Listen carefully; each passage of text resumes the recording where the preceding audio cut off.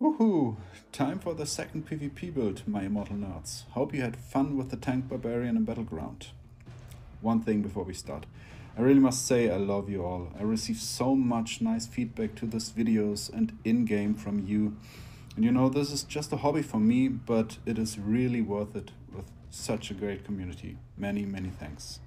Okay, today we go into a different direction than with the last build. CC instead of shields, with a demo vortex. While the last build was more likely for mid to high resonance players, this one is an all-round build, so everyone can use it. It comes with dots, movement, and a ticket to crush the back rows. Let's go into the details and watch some gameplays.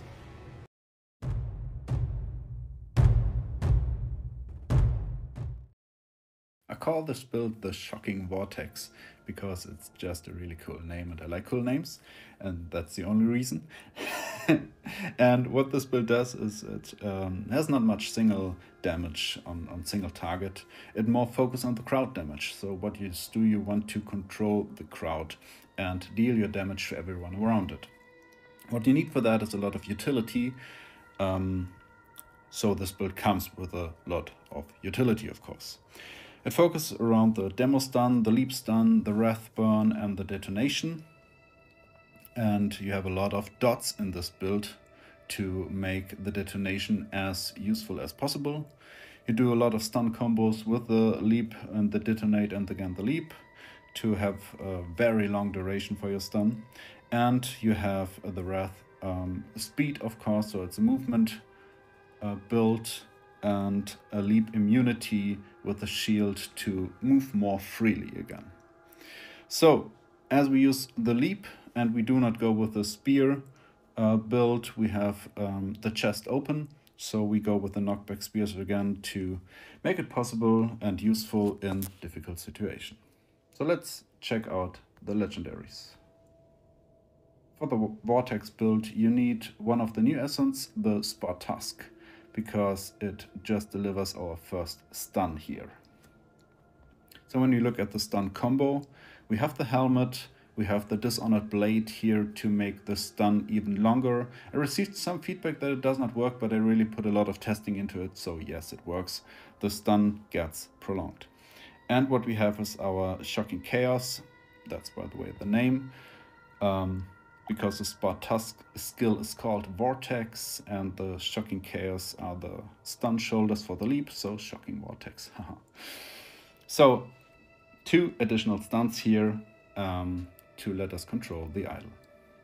Next, we look into the dot damage for the detonation. So we have the Spartusk again to make our demoralize going with a very short cooldown and the stun. We have the Lion's Mane to make it detonate, the Sundered Legacy to give a good burn dot, and the rending bite to deliver a bleed. That helps us to enlarge the damage once we fire the Spartusk. For movement and escape, we have the cast Defiance. So our leap has a shield. That's the first thing when you run away from a battle and you have a dot on you. You need to leap away to give you a little shield to take care of the existing dot damage on you. And we have the Sundered Legacy with the hidden sprint to just move around more freely. And lastly, the Impaler's Breath with the knockback spears that we can anytime switch with the detonate in the end. So with a Spartusk with the demoralize to kick enemies out of the idol when you want to get to the end of the idol road and just have a few centimeters left. So coming from the Legendaries, let's look into the set combos. We are going with the Angmets here. The 4-piece Angments is doing a really good job for us. First things first, it prolongs our Wrath of the Berserker by 30%, so the burn of it, not the skill at all. And in addition, it deals up to 3 additional dot damages on the enemy, so it really boosts our detonation build a lot.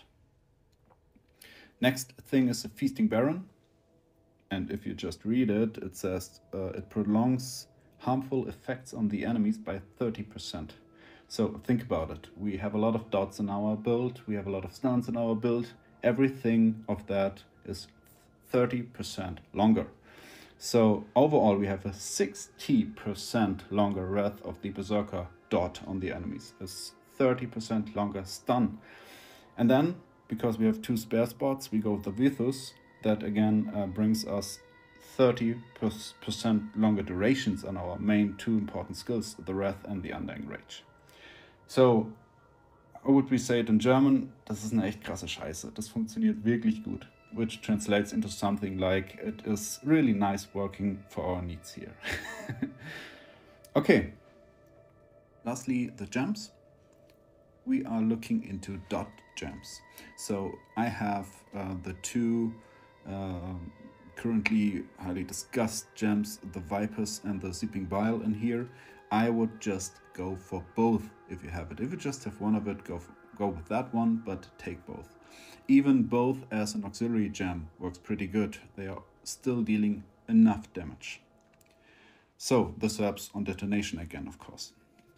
Next is a chip of the Stoneflesh.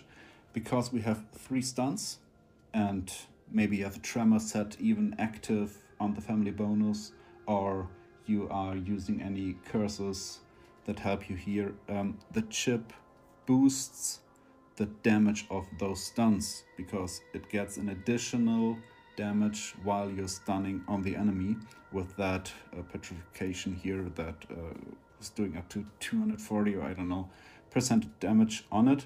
And of course it makes him or makes your stun even longer. So in addition to that, the pain clasp, it's kind of obvious. You have so much dots, so it's always active. And what it does for you is it gives you speed, movement speed, which is important. And it gives you in addition some damage. It's just about 8% or 10% damage, something like this in the battleground, but it's worth it. Lastly, the Void Spark. I love this gem and I don't get tired to tell you. It has a very good damage, and each damage on the enemy triggers the Void Spark while it is active for that 6 seconds. So every dot triggers it too. So you have, like, when it is active, everywhere lightning appears because you have so many dots on the enemies. So it's really doing a solid damage. It's even worth, it's an auxiliary gem. I use it like this currently, but even I want to build it up now because the damage is very, very good. Gameplay. So let me show you a bit of screen time from my Battleground games. You see this build focus a lot around the detonation, the Spartusk, to collect the enemies, pull them in, wait a bit and smash with your primary, and then leap on them to give another stun, smash again, and then leap out or again stun them. So that combination of the stuns is the key. It's very cool because you can pick out even higher resonance players with that additional duration with the Dishonored Blade, with the duration on the Baron's pack. You get 60% longer stun with the demo skill. So this really helps you. Even if your potency is low, you can do critical stuns for the higher resonance players. And that's why it's a really good all-round build. So you see, you can really kill. It's fun to play because you can just hop into the mobs. You have instantly your shield active, so you can fire your demo because you're immune to knockbacks. And even when you are dead, because you have a lot of dots around you, you can kill. So see, I tried to run away, first dot killed one, then I wait, and another one got down and killed by my dots. So it's really working to kill escaping players and of course rangers. To get rangers, it's extraordinary good, because what they do is they try to dash away from you or try to push you away with knockback skills, and you are immune to knockback with your shield, and you can use a detonate to collect them and then kill them. So it's working pretty nice. Okay guys, I hope you had fun in this video. You know, I read your comments and try always to answer as good as I can, so let me know your test results on this build and tell me if you like any specific content for Diablo Immortal where I can help you and maybe explain something. So, subscribe if you want my content faster, and have a wonderful start into the upcoming year. See you guys, bye bye.